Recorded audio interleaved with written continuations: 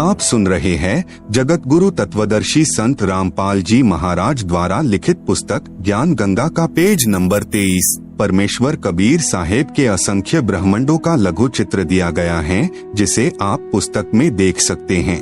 आप सुन रहे हैं जगत गुरु तत्वदर्शी संत रामपाल जी महाराज द्वारा लिखित पुस्तक ज्ञान गंगा का पेज नंबर 24। जैसे गृह मंत्रालय के दस्तावेजों पर हस्ताक्षर करेंगे तो अपने को गृह मंत्री लिखेंगे, वहाँ उसी व्यक्ति के हस्ताक्षर की शक्ति कम होती है। इसी प्रकार कबीर परमेश्वर यानी कबीरदेव की रोशनी में अंतर भिन्न भिन्न लोकों में होता जाता है। ठीक इसी प्रकार पूर्ण परमात्मा कबीरदेव यानी कबीर परमेश्वर ने नीचे के 3 और लोकों यानी अगम लोक, अलख लोक, सतलोक की रचना शब्द यानी वचन से की।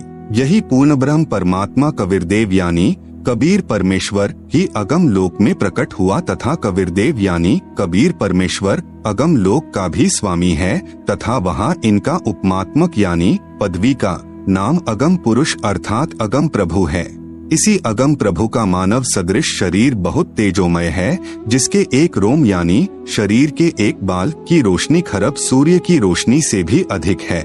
यह पूर्ण परमात्मा कबीरदेव यानी कबीर परमेश्वर अलख लोक में प्रकट हुआ तथा स्वयं ही अलख लोक का भी स्वामी है तथा उपमात्मक यानी पदवी का नाम अलख पुरुष भी इसी परमेश्वर का है तथा इस पूर्ण प्रभु का मानव सदृश शरीर तेजोमय स्वर ज्योति यानी स्वयं प्रकाशित है। एक रोम यानी शरीर के एक बाल की रोशनी अरब सूर्यों के प्रकाश से भी ज्यादा है। यही पूर्ण प्रभु सतलोक में प्रकट हुआ तथा सतलोक का भी अधिपति यही है। इसलिए इसी का उपमात्मक यानी पदवी का नाम सतपुरुष यानी अविनाशी प्रभु है। इसी का नाम अकाल मूर्ति, शब्द स्वरूपी राम, पूर्ण ब्रह्म, परम अक्षर ब्रह्म आदि हैं। इसी सतपुरुष कबीरदेव यानी कबीर प्रभु का मानव सदृश शरीर तेजोमय है, जिसके एक रोम यानी शरीर के बाल का प्रकाश करोड़ सूर्यों तथा इतने ही चंद्रमाओं के प्रकाश से भी अधिक है। इस कबीरदेव यानी कबीर प्रभु ने सतपुरुष रूप में प्रकट होकर सतलोक में विराजमान होकर प्रथम सतलोक में अन्य रचना की। एक शब्द यानी वचन से 16 द्वीपों की रचना की, फिर 16 शब्दों से 16 पुत्रों की उत्पत्ति की।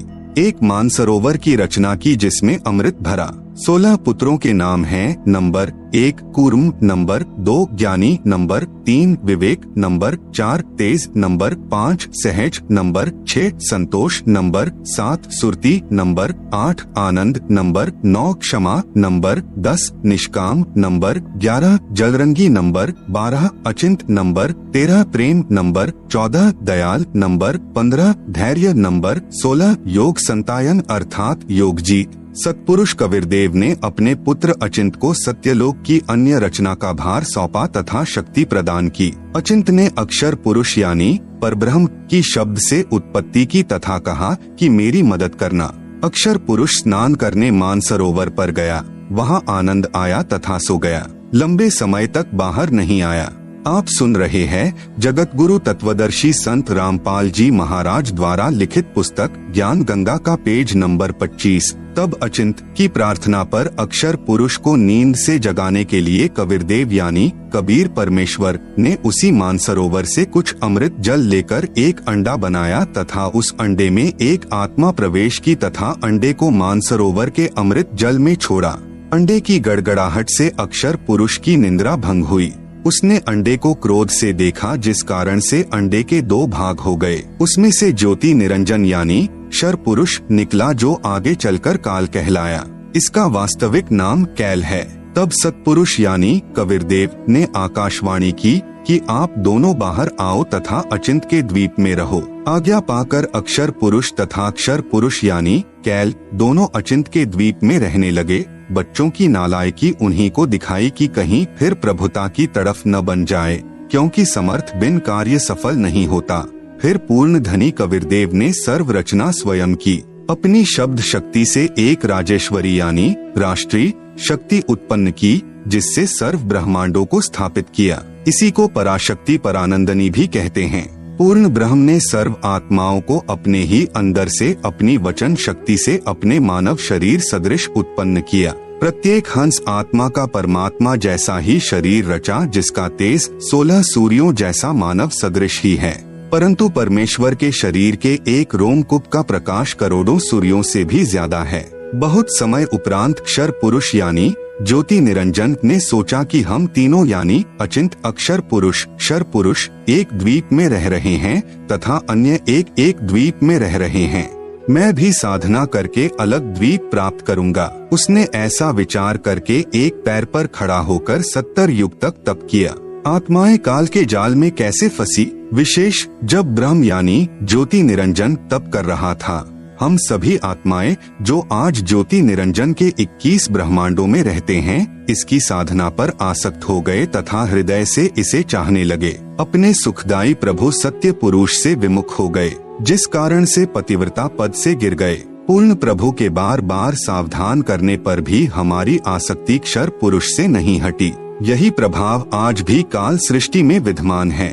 जैसे नौजवान बच्चे फिल्म स्टारों यानी अभिनेताओं तथा अभिनेत्रियों की बनावटी अदाओं तथा अपने रोजगार उद्देश्य से कर रहे भूमिका पर अति आसक्त हो जाते हैं, रोकने से नहीं रुकते। यदि कोई अभिनेता या अभिनेत्री निकटवर्ती शहर में आ जाए तो देखें, उन नादान बच्चों की भीड़ केवल दर्शन करने के लिए बहुसंख्या में एकत्रित हो जाती है।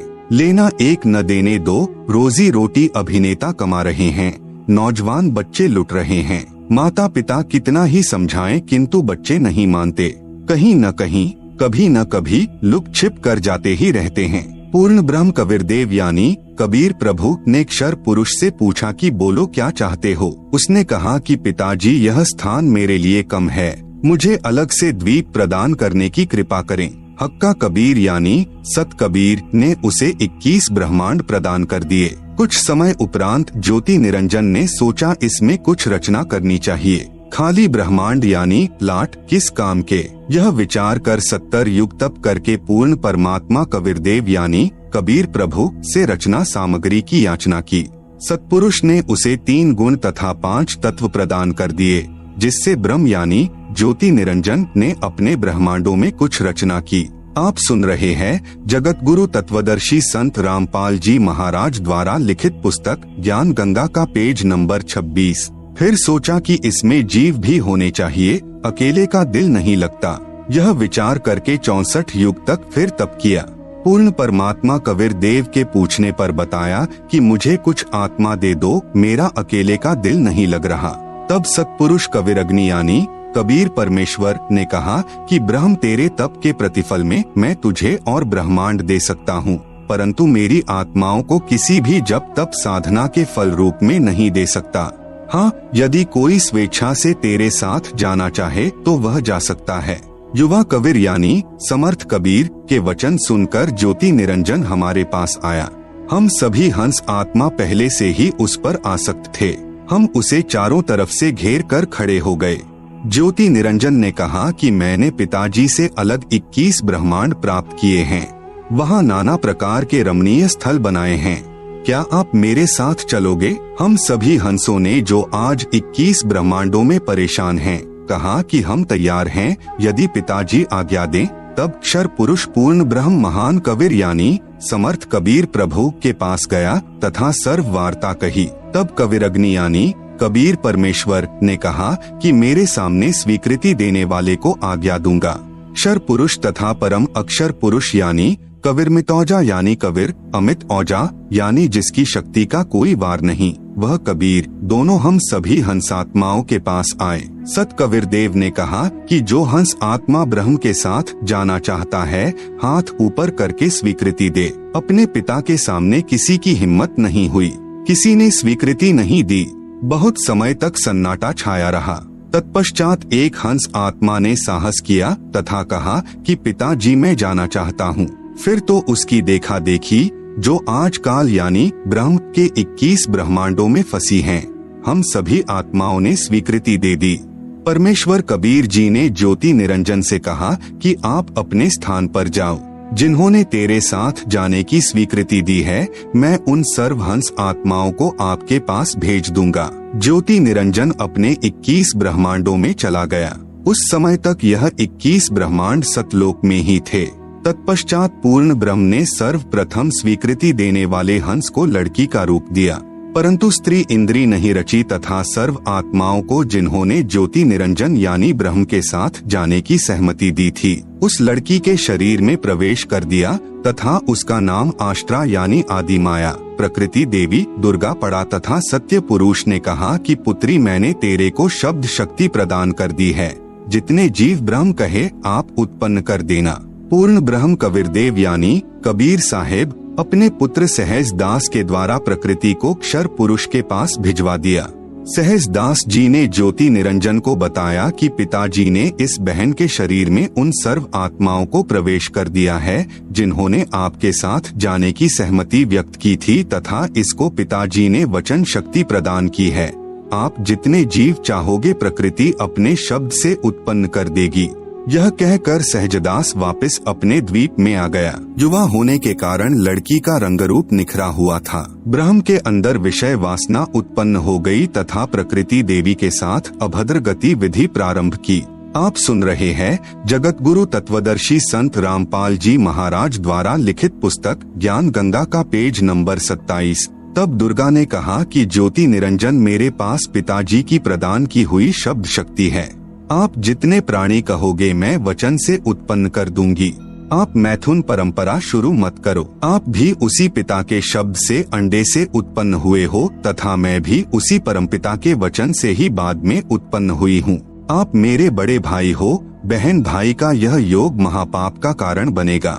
परंतु ज्योति निरंजन ने प्रकृति देवी की एक भी प्रार्थना नहीं सुनी तथा अपनी शब्द शक्ति द्वारा नाखूनों से स्त्री इंद्री यानी भग प्रकृति को लगा दी तथा बलात्कार करने की ठानी। उसी समय दुर्गा ने अपनी इज्जत रक्षा के लिए कोई और चारा न देख सूक्ष्म रूप बनाया तथा ज्योति निरंजन के खुले मुख के द्वारा पेट में प्रवेश करके पूर्ण ब्रह्म कबीरदेव से अपनी रक्षा के लिए याचना की। उसी समय कबीरदेव यानी कबीरदेव अपने पुत्र योग संतायन अर्थात जोगजीत का रूप बनाकर वहां प्रकट हुए तथा कन्या को ब्रह्म के उदर से बाहर निकाला तथा कहा कि ज्योति निरंजन आज से तेरा नाम काल होगा, तेरे जन्म मृत्यु होते रहेंगे, इसीलिए तेरा नाम क्षर पुरुष होगा तथा 1 लाख मानव शरीरधारी प्राणियों को प्रतिदिन खाया करेगा व 1.25 लाख उत्पन्न किया करेगा। आप दोनों को 21 ब्रह्मांड सहित निष्कासित किया जाता है। इतना कहते ही 21 ब्रह्मांड विमान की तरह चल पड़े।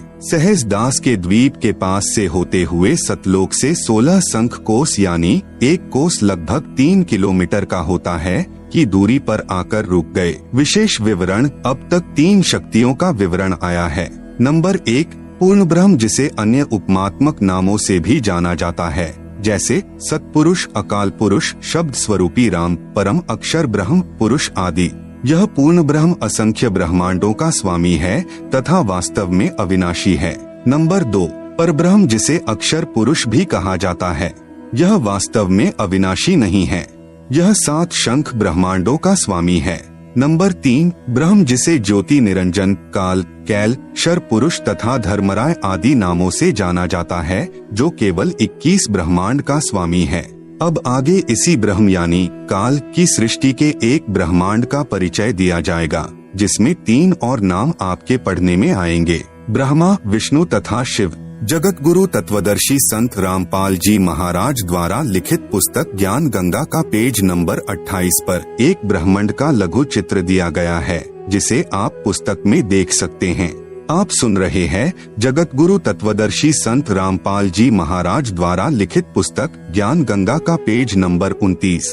ब्रह्म तथा ब्रह्मा में भेद। एक ब्रह्मांड में बने सर्वोपरि स्थान पर ब्रह्म यानी क्षर पुरुष स्वयं 3 गुप्त स्थानों की रचना करके ब्रह्मा, विष्णु तथा शिव रूप में रहता है तथा अपनी पत्नी प्रकृति यानी दुर्गा के सहयोग से 3 पुत्रों की उत्पत्ति करता है।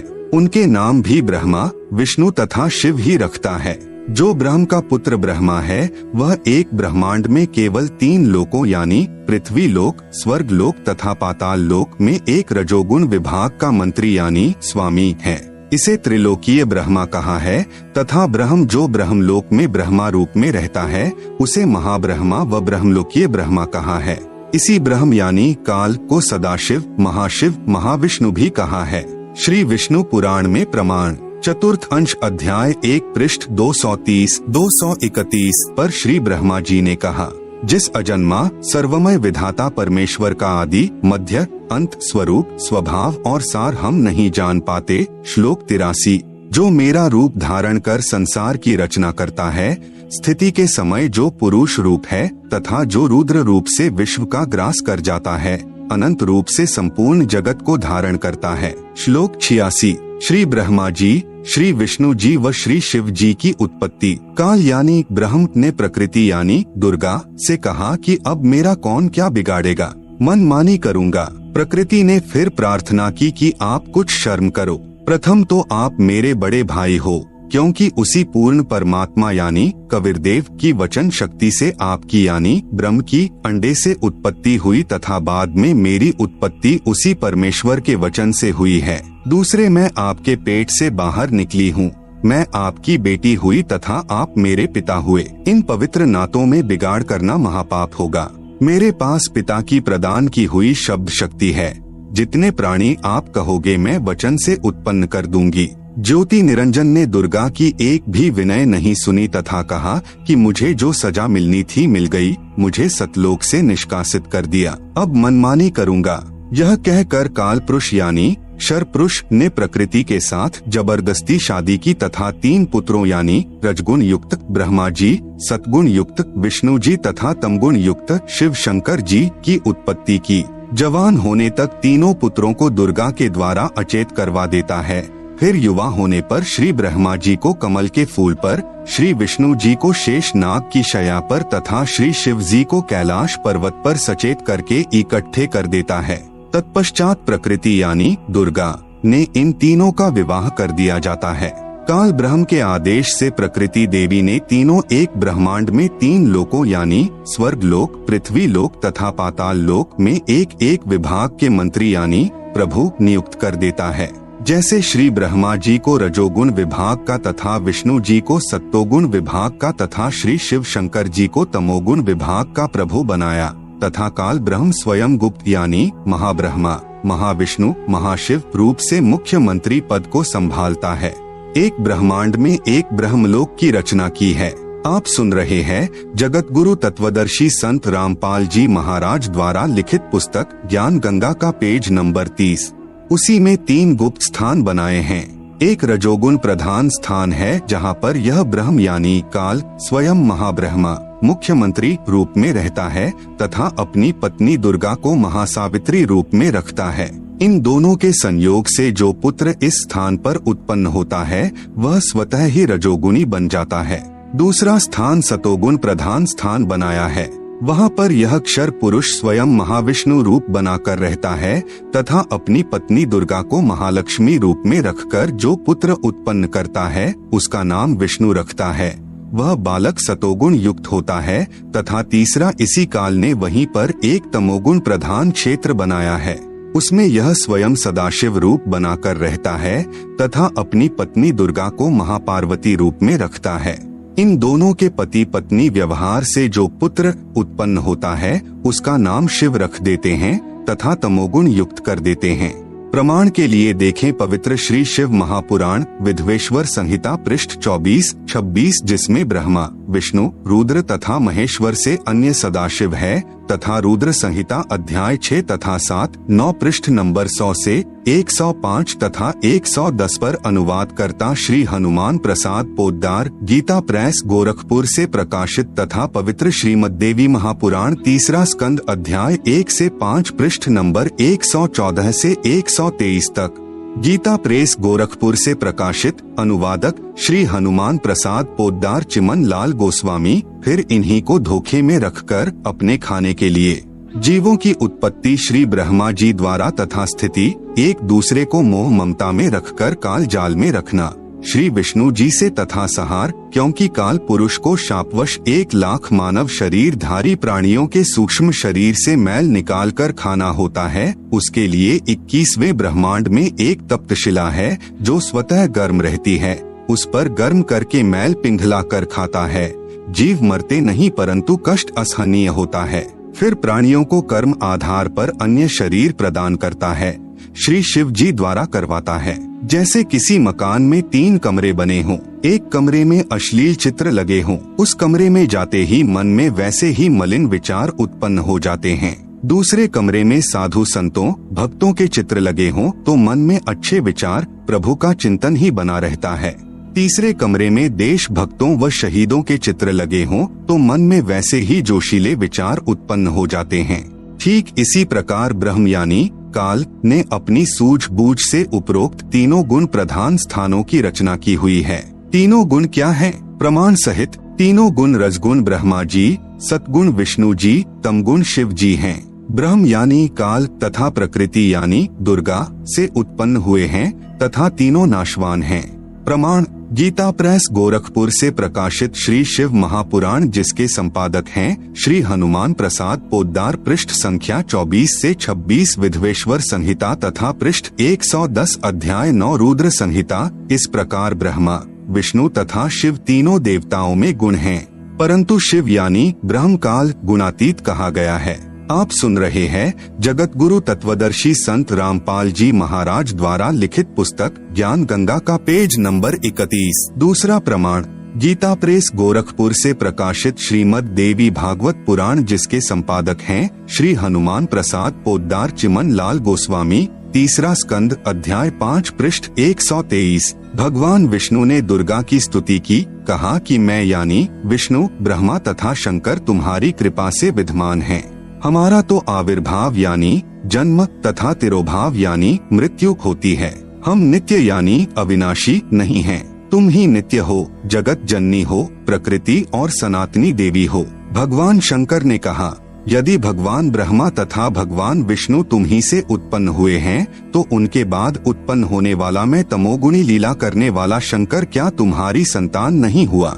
अर्थात मुझे भी उत्पन्न करने वाली तुम ही हो। इस संसार की सृष्टि स्थिति संहार में तुम्हारे गुण सदा सर्वदा हैं। इन्हीं तीनों गुणों से उत्पन्न हम ब्रह्मा विष्णु तथा शंकर नियमानुसार कार्य में तत्पर रहते हैं। उपरोक्त यह विवरण केवल हिंदी में अनुवादित श्री देवी महापुराण से है, जिसमें कुछ तथ्यों को छुपाया गया है। इसलिए यही प्रमाण देखें श्रीमद्देवी भागवत महापुराण सभाष्टिकम संहात्यम, खेमराज श्री कृष्णदास प्रकाशन मुंबई। इसमें संस्कृत सहित हिंदी अनुवाद किया है।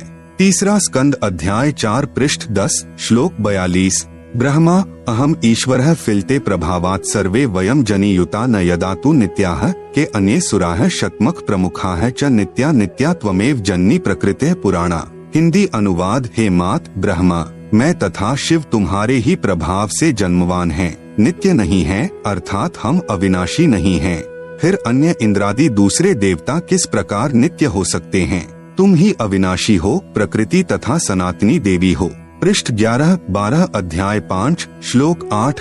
यदि दयार्ग्रमना न सदाम्बिके कथमेहम विहितः च तमोगुणः कमलजश्च रजोगुण संभवः सुविहितः किमु सत्वगुणो हरियः। अनुवाद भगवान शंकर बोले, हे मात यदि हमारे ऊपर आप दयायुक्त हो तो मुझे तमोगुण क्यों बनाया? कमल से उत्पन्न ब्रह्मा को रजोगुण किस लिए बनाया तथा विष्णु को सतगुण क्यों बनाया? अर्थात जीवों के जन्म मृत्यु रूपी दुष्कर्म में क्यों लगाया?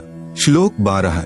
रमे से स्वप्तिम पुरुषम सदा तव गतिम न ही वह विद्म शिवे। हिंदी अपने पति पुरुष अर्थात काल भगवान के साथ सदा भोग विलास करती रहती हो, आपकी गति कोई नहीं जानता। निष्कर्ष उपरोक्त प्रमाणों से प्रमाणित हुआ कि रजगुण ब्रह्मा, सतगुण विष्णु तथा तमगुण शिव है, ये तीनों नाशवान है। दुर्गा का पति ब्रह्म यानी काल है, यह उसके साथ भोग विलास करता है। यह भी सिद्ध हुआ कि दुर्गा तथा ब्रह्म यानी काल भी साकार हैं। ब्रह्म यानी काल की अव्यक्त रहने की प्रतिज्ञा। सूक्ष्म वेद से शेष सृष्टि रचना।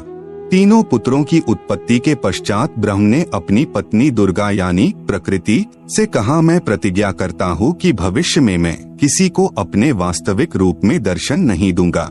आप सुन रहे हैं जगत गुरु तत्वदर्शी संत रामपाल जी महाराज द्वारा लिखित पुस्तक ज्ञान गंगा का पेज नंबर 32। जिस कारण से मैं अव्यक्त माना जाऊंगा।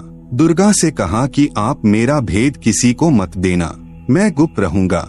दुर्गा ने पूछा कि क्या आप अपने पुत्रों को भी दर्शन नहीं दोगे? ब्रह्म ने कहा, मैं अपने पुत्रों को तथा अन्य को किसी भी साधना से दर्शन नहीं दूंगा।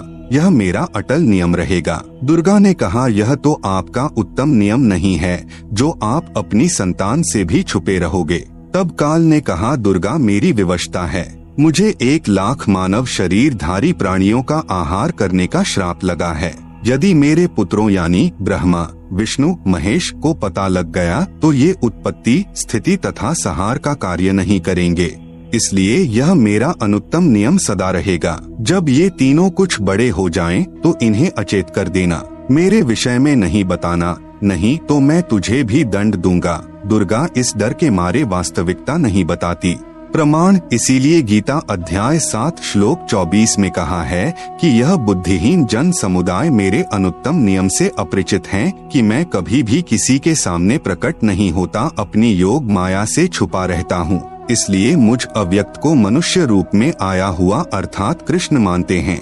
अबुद्धयः यानी बुद्धिहीन, मम यानी मेरे, अनुत्तमम यानी अनुत्तम अर्थात घटिया, अव्ययम यानी अविनाशी, परम भावम यानी विशेष भाव को, अजानन्तः यानी न जानते हुए, माम अव्यक्तम यानी मुझ अव्यक्त को, व्यक्तिम यानी मनुष्य रूप में, आपन्नम यानी आया, मन्यन्ते यानी मानते हैं अर्थात मैं कृष्ण नहीं हूँ। गीता अध्याय 7 श्लोक 24, गीता अध्याय 11 श्लोक 47 तथा 48 में कहा है कि यह मेरा वास्तविक काल रूप है। इसके दर्शन अर्थात ब्रह्म प्राप्ति न वेदों में वर्णित विधि से, न जप से, न तप से तथा न किसी क्रिया से हो सकती है।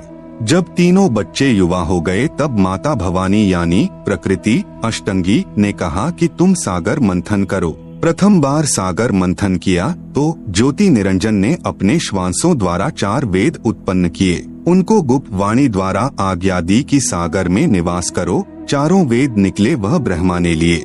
वस्तु लेकर तीनों बच्चे माता के पास आए तब माता ने कहा कि 4 वेदों को ब्रह्मा रखे व पढ़े।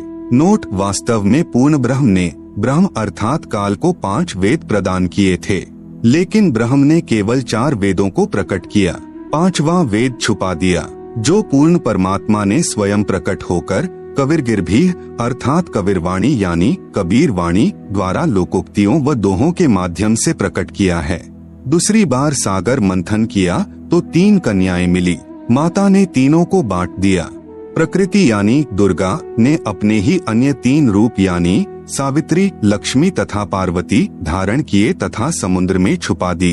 सागर मंथन के समय बाहर आ गई। वही प्रकृति 3 रूप हुई तथा भगवान ब्रह्मा को सावित्री, भगवान विष्णु को लक्ष्मी, भगवान शंकर को पार्वती पत्नी रूप में दी।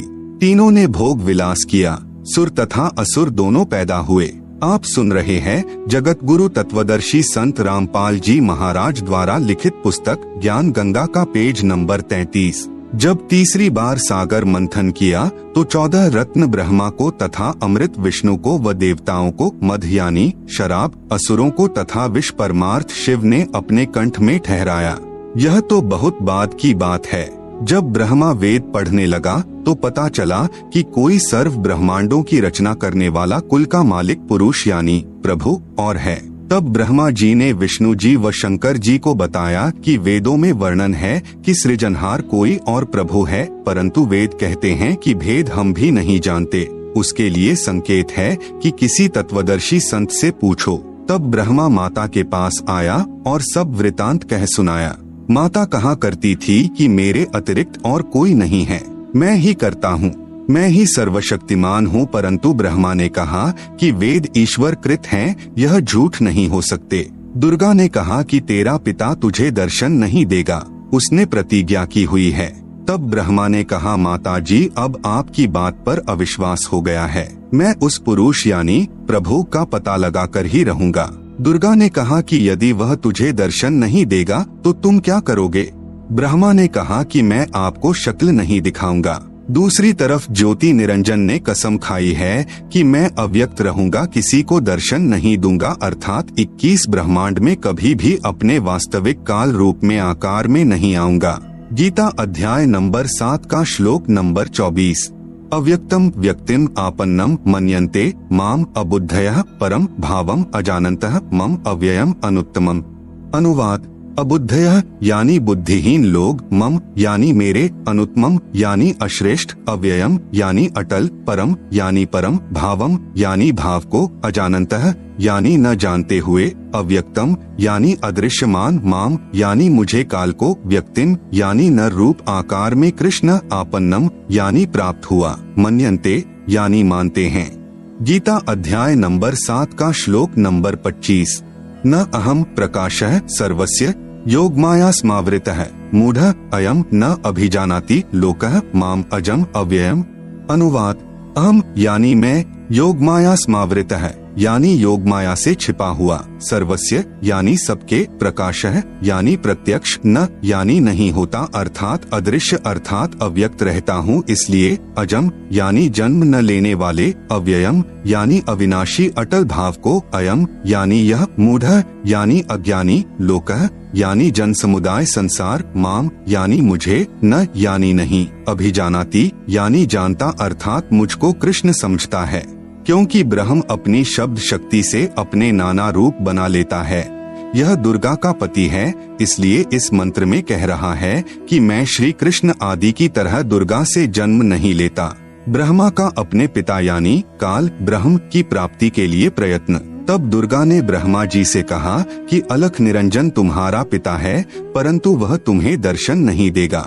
ब्रह्मा ने कहा कि मैं दर्शन करके ही लौटूंगा। माता ने पूछा कि यदि तुझे दर्शन नहीं हुए तो क्या करेगा? ब्रह्मा ने कहा मैं प्रतिज्ञा करता हूँ, यदि पिता के दर्शन नहीं हुए तो मैं आपके समक्ष नहीं आऊंगा। आप सुन रहे हैं जगत गुरु तत्वदर्शी संत रामपाल जी महाराज द्वारा लिखित पुस्तक ज्ञान गंगा का पेज नंबर 34। यह कहकर ब्रह्मा जी व्याकुल होकर उत्तर दिशा की तरफ चल दिया, जहाँ अंधेरा ही अंधेरा है। वहाँ ब्रह्मा ने 4 युग तक ध्यान लगाया परंतु कुछ भी प्राप्ति नहीं हुई। काल ने आकाशवाणी की कि जीव उत्पत्ति क्यों नहीं की। भवानी ने कहा कि आपका ज्येष्ठ पुत्र ब्रह्मा जिद करके आपकी तलाश में गया है। ब्रह्मा के बिना जीव उत्पत्ति का सब कार्य असंभव है। ब्रह्म यानी काल ने कहा उसे वापस बुला लो, मैं उसे दर्शन नहीं दूंगा। तब दुर्गा यानी प्रकृति ने अपनी शब्द शक्ति से गायत्री नाम की लड़की उत्पन्न की तथा उसे ब्रह्मा को लौटा लाने को कहा। गायत्री ब्रह्मा जी के पास गई परंतु ब्रह्मा जी समाधि लगाए हुए थे, उन्हें कोई आभास ही नहीं था कि कोई आया है। तब आदि कुमारी यानी प्रकृति ने गायत्री को ध्यान द्वारा बताया कि इसके चरण स्पर्श कर। तब गायत्री ने ऐसा ही किया। ब्रह्मा जी का ध्यान भंग हुआ तो क्रोधवश बोले कि कौन पापिन है जिसने मेरा ध्यान भंग किया है, मैं तुझे श्राप दूंगा। गायत्री कहने लगी कि मेरा दोष नहीं है, पहले मेरी बात सुनो तब श्राप देना। मेरे को माता ने तुम्हें लौटा लाने को कहा है, क्योंकि आपके बिना जीव उत्पत्ति नहीं हो सकती। ब्रह्मा ने कहा कि मैं कैसे जाऊं, पिताजी के दर्शन हुए नहीं, ऐसे जाऊं तो मेरा उपहास होगा। यदि आप माता जी के समक्ष यह कह दें कि ब्रह्मा को पिता यानी ज्योति निरंजन के दर्शन हुए हैं, मैंने अपनी आंखों से देखा है, तो मैं आपके साथ चलूं। तब गायत्री ने कहा कि आप मेरे साथ संभोग यानी सेक्स करोगे तो मैं आपकी झूठी साक्षी यानी गवाही भरूंगी। तब ब्रह्मा ने सोचा कि पिता के दर्शन हुए नहीं, वैसे जाऊं तो माता के सामने शर्म लगेगी और चारा नहीं दिखाई दिया। फिर गायत्री से रति क्रिया यानी संभोग की। तब गायत्री ने कहा कि क्यों न एक गवाह और तैयार किया जाए। ब्रह्मा ने कहा बहुत ही अच्छा है। तब गायत्री ने शब्द शक्ति से एक लड़की यानी पुहपवती नाम की पैदा की तथा उससे दोनों ने कहा कि आप गवाही देना कि ब्रह्मा ने पिता के दर्शन किए हैं। तब पुहपवती ने कहा कि मैं क्यों झूठी गवाही दूं? हाँ, यदि ब्रह्मा मेरे से रति क्रिया यानी संभोग करे तो गवाही दे सकती हूँ। गायत्री ने ब्रह्मा को समझाया यानी उकसाया कि और कोई चारा नहीं है। तब ब्रह्मा ने पुहपवती से संभोग किया तो तीनों मिलकर आदि माया यानी प्रकृति के पास आए। दोनों देवियों ने उपरोक्त शर्त इसलिए रखी थी कि यदि ब्रह्मा माता के सामने हमारी झूठी गवाही को बता देगा तो माता हमें श्राप दे देगी, इसलिए उसे भी दोषी बना लिया। यहाँ महाराज गरीब दास जी कहते हैं कि दास गरीब यह चूक धुरोधुर। भावार्थ, इस काल यानी ब्रह्म के लोक में यह बुराई प्रारंभ से ही है तथा यहाँ काल के लोक में देवता भी बुराई से अछूते नहीं हैं।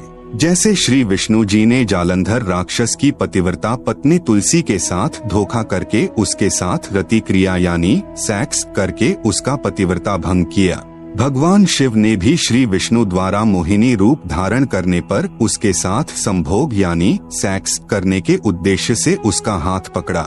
उसी कारण से श्री शिव का शुक्र यानी वीर्य स्खलित हो गया। श्री विष्णु जी अपने वास्तविक रूप में प्रकट हो गए।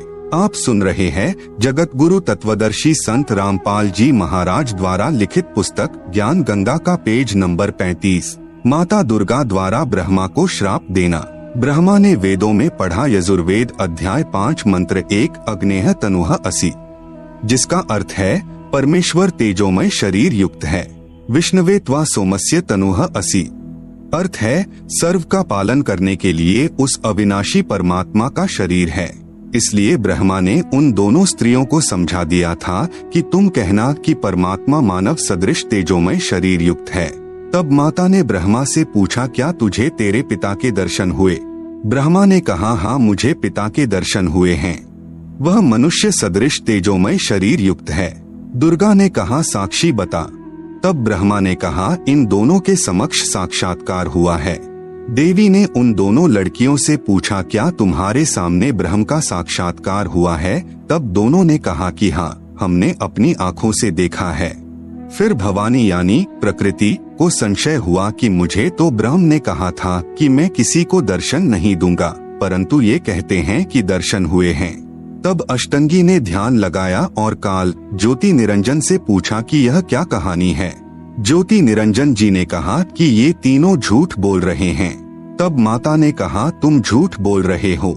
आकाशवाणी हुई है कि इन्हें कोई दर्शन नहीं हुए। यह बात सुनकर ब्रह्मा ने कहा कि माता जी, मैं सौगंध खाकर पिता की तलाश करने गया था, परंतु पिता यानी ब्रह्म के दर्शन हुए नहीं। आपके पास आने में शर्म लग रही थी, इसलिए हमने झूठ बोल दिया। तब माता यानी दुर्गा ने कहा कि अब मैं तुम्हें श्राप देती हूँ। ब्रह्मा को श्राप, तेरी पूजा जग में नहीं होगी। आगे तेरे वंशज होंगे, वे बहुत पाखंड करेंगे, झूठी बात बनाकर जग को ठगेंगे। ऊपर से तो कर्म कांड करते दिखाई देंगे, अंदर से विकार करेंगे। कथा पुराणों को पढ़कर सुनाया करेंगे, स्वयं को ज्ञान नहीं होगा कि सद्ग्रंथों में वास्तविकता क्या है। फिर भी मानवश तथा धन प्राप्ति के लिए गुरु बनकर अनुयायियों को लोकवेद यानी शास्त्र विरुद्ध दंत कथा सुनाया करेंगे। देवी देवों की पूजा करके तथा करवा के दूसरों की निंदा करके कष्ट पर कष्ट उठाएंगे। जो उनके अनुयायी होंगे उनको परमार्थ नहीं बताएंगे, दक्षिणा के लिए जगत को गुमराह करते रहेंगे। अपने आप को सबसे श्रेष्ठ मानेंगे, दूसरों को नीचा समझेंगे। जब माता के मुख से यह सुना तो ब्रह्मा मूर्छित होकर जमीन पर गिर गया। बहुत समय उपरांत होश में आया। गायत्री को श्राप, तेरे कई सांड पति होंगे, तू मृतलोक में गाय बनेगी। पुहपवती को श्राप, तेरी जगह गंदगी में होगी, तेरे फूलों को कोई पूजा में नहीं लाएगा। इस झूठी गवाही के कारण तुझे यह नरक भोगना होगा। तेरा नाम केवड़ा केतकी होगा, हरियाणा में कुसोंधी कहते हैं। यह गंदगी यानी कुर्डियों वाली जगह पर होती है। इस प्रकार तीनों को श्राप देकर माता भवानी बहुत पछताई। आप सुन रहे हैं जगत गुरु तत्वदर्शी संत रामपाल जी महाराज द्वारा लिखित पुस्तक ज्ञान गंगा का पेज नंबर 36। इस प्रकार पहले तो जीव बिना सोचे मन यानी काल निरंजन के प्रभाव से गलत कार्य कर देता है, परंतु जब आत्मा यानी सत्पुरुष अंश के प्रभाव से उसे ज्ञान होता है तो पीछे पछताना पड़ता है।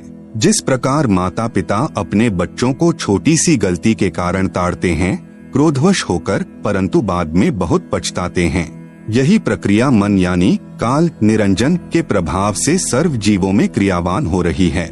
हाँ, यहाँ एक बात विशेष है कि निरंजन यानी काल ब्रह्म ने भी अपना कानून बना रखा है कि यदि कोई जीव किसी दुर्बल जीव को सताएगा तो उसे उसका बदला देना पड़ेगा।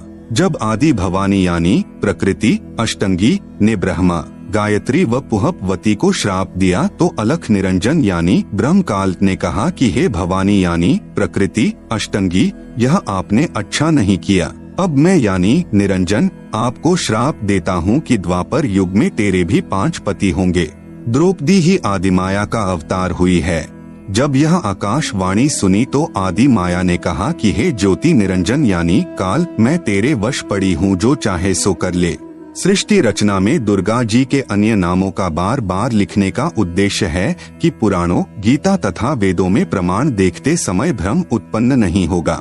जैसे गीता अध्याय 14 श्लोक 3-4 में काल ब्रह्म ने कहा है कि प्रकृति तो गर्भ धारण करने वाली सब जीवों की माता है, मैं उसके गर्भ में बीज स्थापित करने वाला पिता हूँ।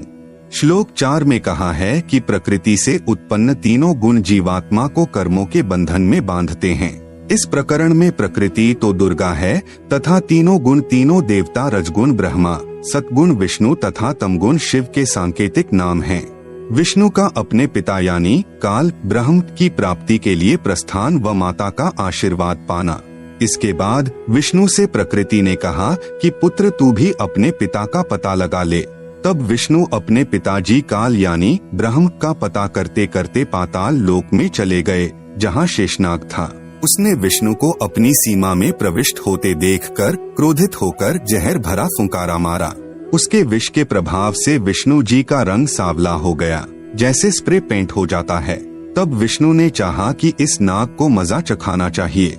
तब ज्योति निरंजन यानी काल ने देखा कि अब विष्णु को शांत करना चाहिए। तब आकाशवाणी हुई कि विष्णु अब तू अपनी माता जी के पास जा और सत्य सत्य सारा विवरण बता देना तथा जो कष्ट आपको शेषनाग से हुआ है इसका प्रतिशोध द्वापर युग में लेना। द्वापर युग में आप यानी विष्णु तो कृष्ण अवतार धारण करोगे और कालीदह में कालिंद्री नामक नाग शेषनाग का अवतार होगा। ऊंच होई के नीच सतावे ताकर ओएल यानी बदला मोही सो पावे, जो जीव देई पीर पुनि काहू हम पुनि ओएल दिवावेता हूँ।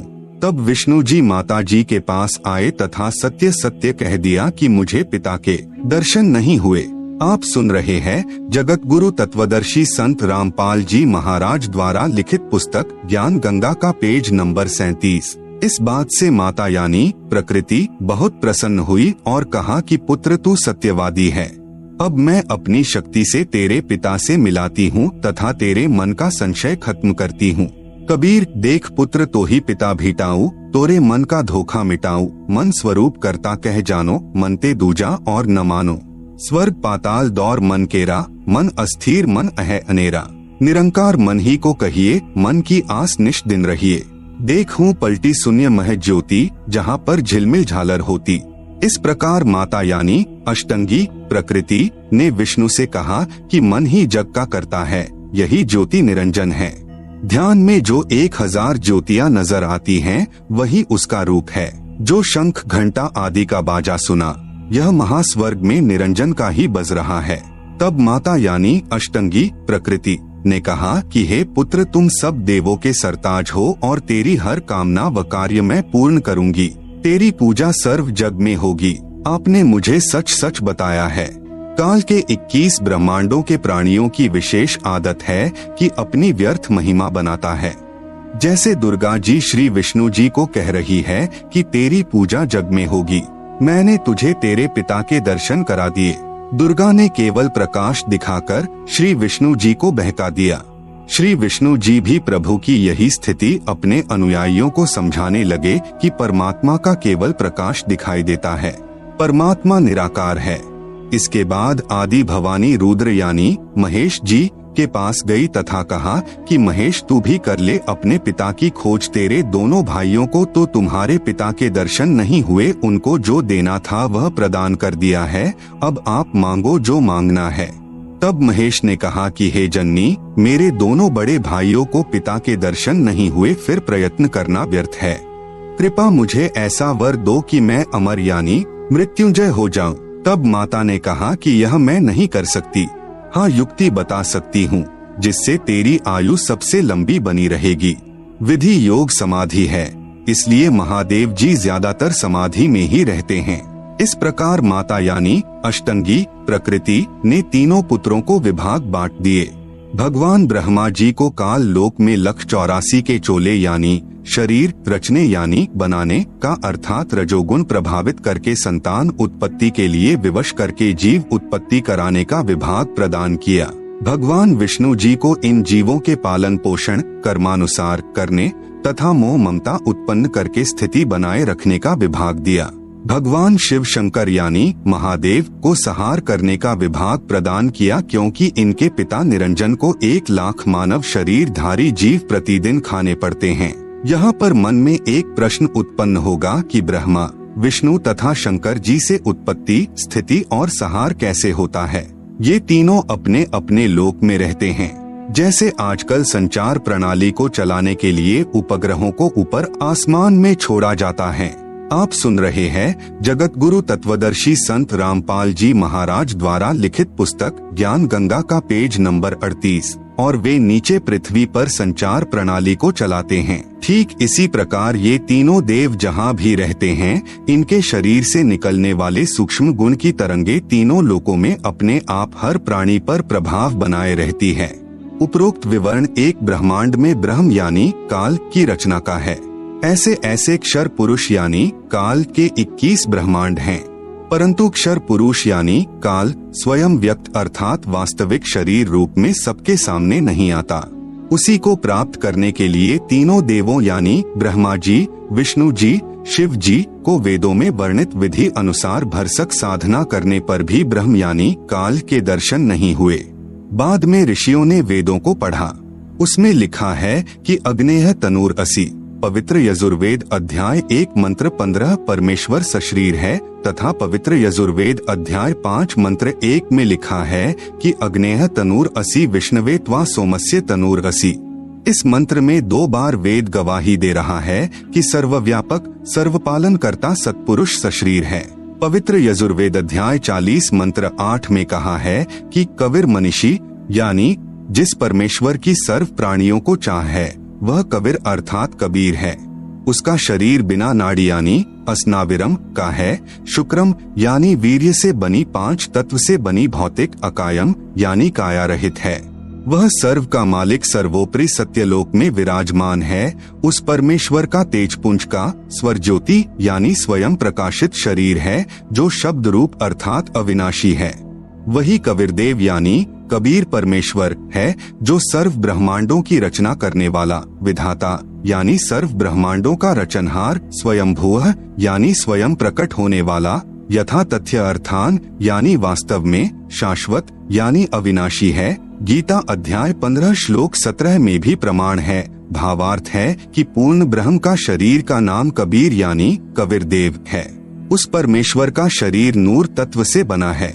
परमात्मा का शरीर अति सूक्ष्म है, जो उस साधक को दिखाई देता है जिसकी दिव्य दृष्टि खुल चुकी है। इस प्रकार जीव का भी सूक्ष्म शरीर है, जिसके ऊपर 5 तत्व का खोल यानी कवर अर्थात 5 तत्व की काया चढ़ी होती है, जो माता पिता के संयोग से शुक्रम यानी वीर्य से बनी है। शरीर त्यागने के पश्चात भी जीव का सूक्ष्म शरीर साथ रहता है। वह शरीर उसी साधक को दिखाई देता है जिसकी दिव्य दृष्टि खुल चुकी है। इस प्रकार परमात्मा व जीव की स्थिति को समझें। वेदों में ओम नाम के स्मरण का प्रमाण है, जो केवल ब्रह्म साधना है। इस उद्देश्य से ओम नाम के जाप को पूर्ण ब्रह्म का मानकर ऋषियों ने भी हजारों वर्ष हठ योग करके यानी समाधि लगाकर प्रभु प्राप्ति की चेष्टा की, परंतु प्रभु दर्शन नहीं हुए। सिद्धियां प्राप्त हो गई। उन्हीं सिद्धि रूपी खिलौनों से खेलकर ऋषि भी जन्म मृत्यु के चक्र में ही रह गए तथा अपने अनुभव के शास्त्रों में परमात्मा को निराकार लिख दिया। ब्रह्म यानी काल ने कसम खाई है कि मैं अपने वास्तविक रूप में किसी को दर्शन नहीं दूंगा, मुझे अव्यक्त जाना करेंगे। अव्यक्त का भावार्थ है कि कोई आकार में है, परंतु व्यक्तिगत रूप से स्थूल रूप में दर्शन नहीं देता। जैसे आकाश में बादल छा जाने पर दिन के समय सूर्य अदृश्य हो जाता है, वह दृश्यमान नहीं है। आप सुन रहे हैं जगत गुरु तत्वदर्शी संत रामपाल जी महाराज द्वारा लिखित पुस्तक ज्ञान गंगा का पेज नंबर 39। परंतु वास्तव में बादलों के पार ज्यों का त्यों है।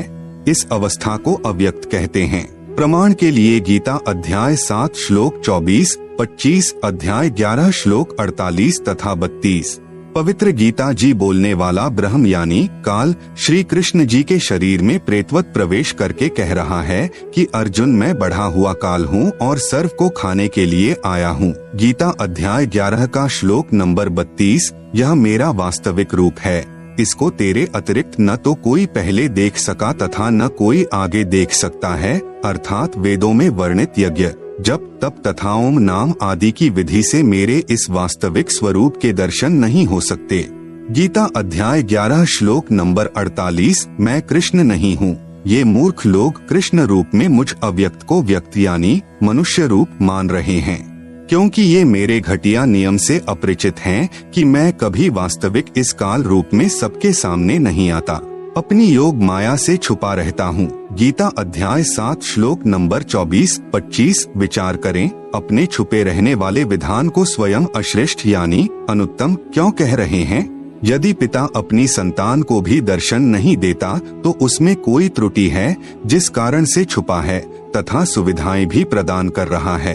काल यानी ब्रह्म को श्रापवश 1,00,000 मानव शरीरधारी प्राणियों का आहार करना पड़ता है तथा 25% प्रतिदिन जो ज्यादा उत्पन्न होते हैं उन्हें ठिकाने लगाने के लिए तथा कर्म भोग का दंड देने के लिए 84 लाख योनियों की रचना की हुई है।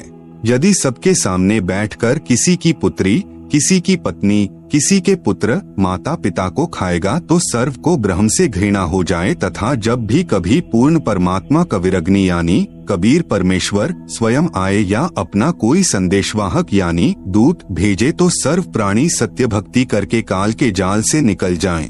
इसलिए धोखा देकर रखता है तथा पवित्र गीता अध्याय 7 श्लोक 18, 24, 25 में अपनी साधना से होने वाली मुक्ति यानी गति को भी अनुत्तमाम यानी अति अश्रेष्ठ कहा है तथा अपने विधान यानी नियम को भी अनुत्तम यानी अश्रेष्ठ कहा है।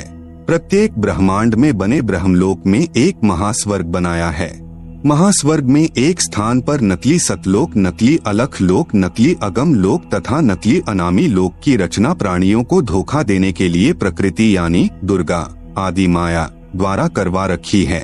कबीर साहेब का एक शब्द है, कर नैनो दीदार महल में प्यारा है, में वाणी है कि काया भेद किया निर्वारा, यह सब रचना पिंड मंझारा है। माया अविगत जाल पसारा, सो कारीगर भारा है। आदि माया किन्ही चतुराई, झूठी बाजी पिंड दिखाई, अविगत रचना